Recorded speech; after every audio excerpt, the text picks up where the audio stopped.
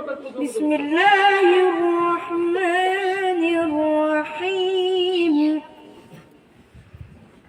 اقرأ باسم ربك الذي خلق، خلق الإنسان من علق. اقرأ وربك الأكرم الذي علم بالقلم، علم الإنسان ما لم يعلم. كلا إن الإنسان ليطغى أن رآه استغنى. إن إلى ربك